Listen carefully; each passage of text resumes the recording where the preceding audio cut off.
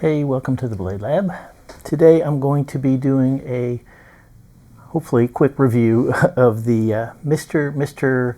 AEon, I believe it's pronounced. I'll show you what it looks like. No, I won't. It is it's like capital A, capital E-O-N, and this is the knife. This is one that I kept seeing pop up on Instagram. You know, he was posting pictures of it, and it just always grabbed my eye. I thought it's just a great looking sort of minimalist design, which is, you know, it's not the only thing I like, but it's I really do enjoy a well done minimalist knife.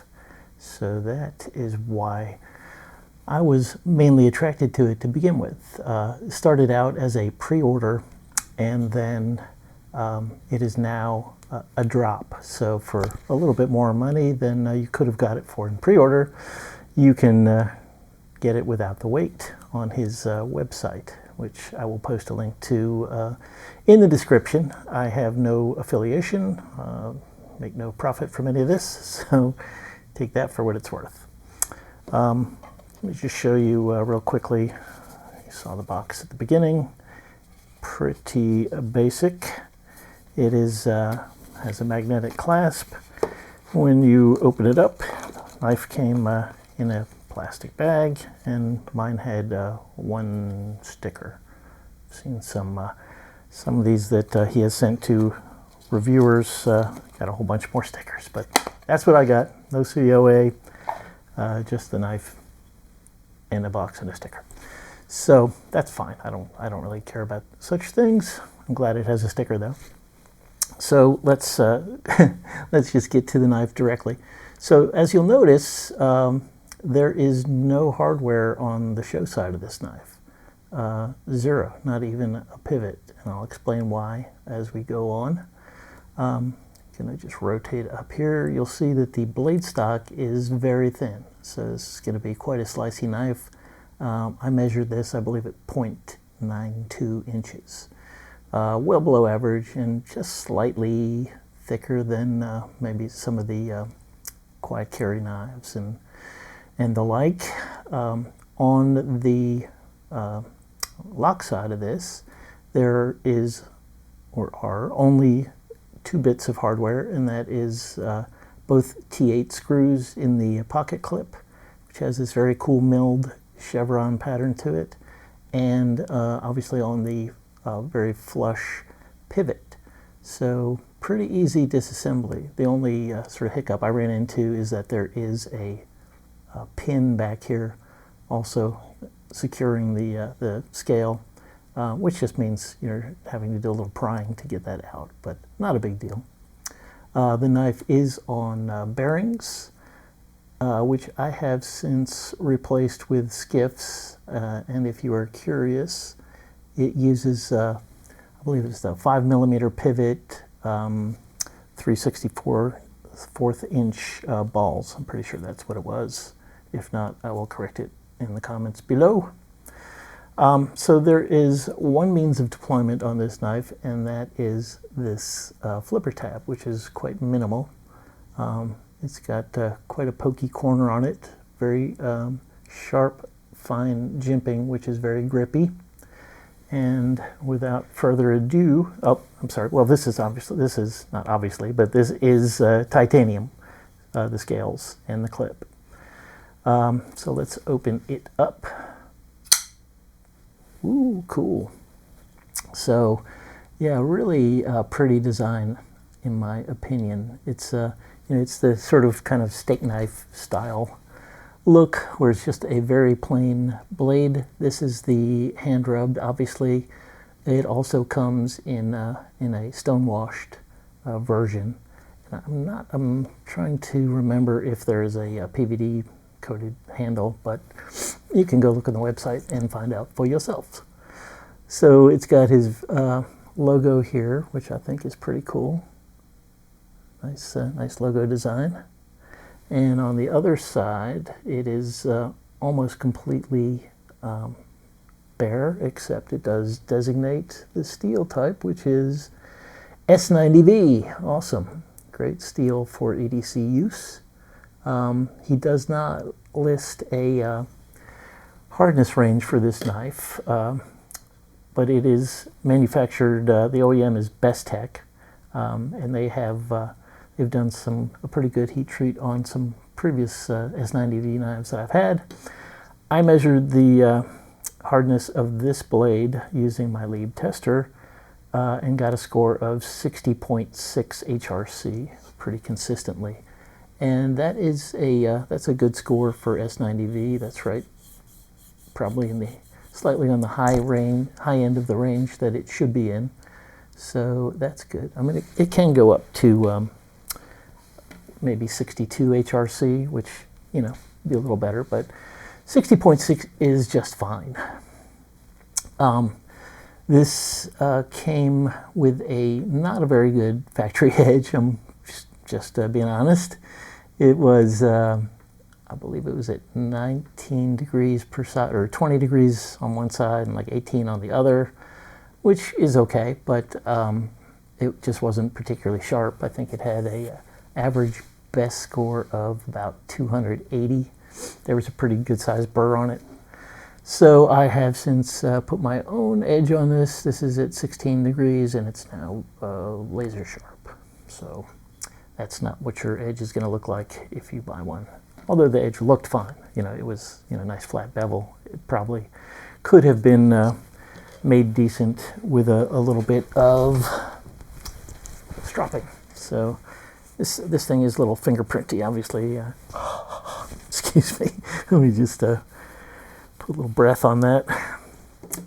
Better. Okay, so let's do a quick size comparison. This is a full-size knife. I'm going to compare it to a Spyderco PM2, and you will see that the AEon is actually slightly longer and has much more blade length.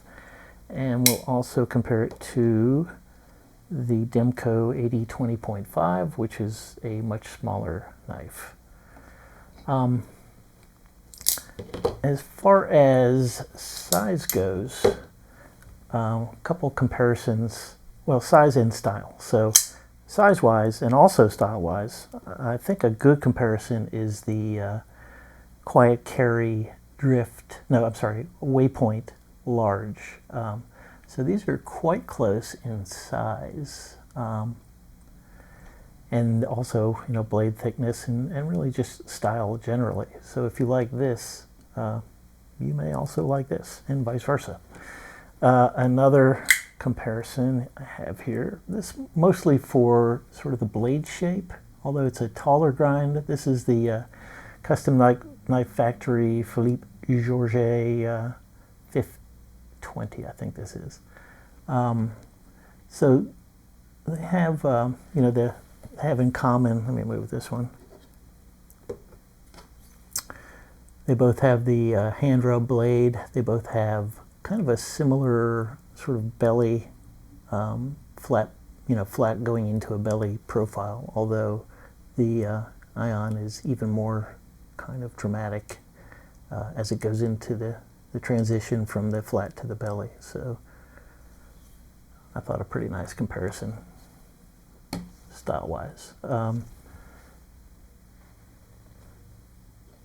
So let's get into the experience of the knife, which is very good. The action before I changed out the bearings was just fine. I just happened to be disassembling it, and I happened to have the right skiff bearings on hand, so I said might as well replace them. Not really necessary, but the skiffs are a little bit smoother, so I did that. But it was from the factory, it was pretty drop shut, not like a guillotine, but a nice controlled drop. And it is still the same way, just a micron smoother with the skiffs. The detent on this is firm. I would call it maybe a 8 out of 10. And between the jimping here and the corner, it can be a little irritating if you're somebody who fidgets a lot, like I do. So yeah, that's something to be aware of. It's not terrible, like I have to put it away, but it's, you know, and if you're somebody who just is like a normal person who just uses the flipper to open the knife when they need it, then it's perfectly fine, not a problem at all. I definitely prefer firmer over too soft, so that's going to be a very sort of minor nitpick, I guess, for me. What else? We didn't talk about the backspacer, which is, it's not exactly a clamshell. I forget what you would call this. It's kind of like that Strider sort of integrated backspacer. It's integrated on the show side of the scale. Interestingly, the color of the bead blasting is slightly different, which is a little, maybe one small demerit there. I don't know why that doesn't match better, but it does not. Not really noticeable unless you're obsessing. I do love the pocket clip. It not only does it match sort of the style of the knife beautifully, but it's also very functional. It goes in and out of pocket really nicely, and that's if you've seen my videos, you know that's something that's like a major issue with me. It has a decent amount of spring, and it just does not hang up even in like really sort of thick and problematic shorts that I often wear. So that is really cool. It is obviously an inset liner lock, and I think, I can't remember right off the bat if that is steel or titanium. Let me grab a magnet and I will see if I can ascertain that for you. Okay, that's going to be steel, and that's fine. It's you know, that's, you're not going to have lock stick issues with steel on steel, so that's okay as far as I'm concerned. The lockup is, I would say, let me turn it towards myself, I'd call about 50%, which is fine. The access to the lock bar is quite good. Sometimes you can get a little sort of pinchiness on these inset liner locks, like when you get your your skin can get sort of caught in this little gap here. That has happened to me occasionally, like just there. But you know, you just have to be conscious of it, and as long as you sort of come in more from the side, that is not an issue. So I just had a little bit of a double clutch, but the detent sort of gets up on the tang right about here, which is not the best ever, but it's not bad either. In use, what I normally do is I'll just, you know, sort of pop it just past there and then shake it down. Works awesome.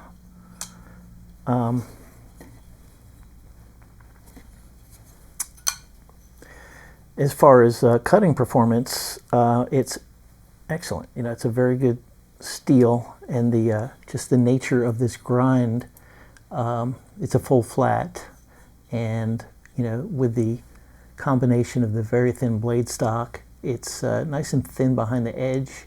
It was, I believe, about 15 thousandths behind the edge at from the factory, and I think it's not much worse than that now. So yeah, super slicey. It's going to be great for EDC tasks. The sharpening choil,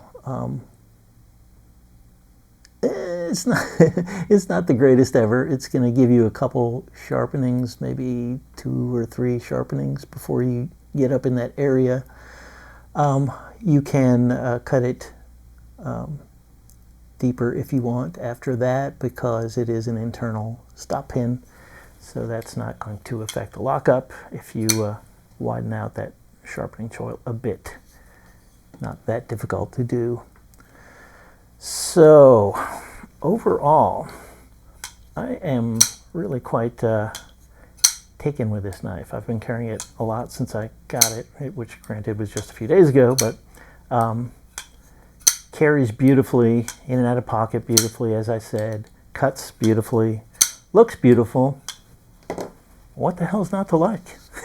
Go get yourself one. I mean, there is the matter of the price. But I think while it is not inexpensive, it is reasonable for the materials and the execution. It is, as I said, made by Best Tech, which is one of the more expensive and one of the higher quality OEMs out of China.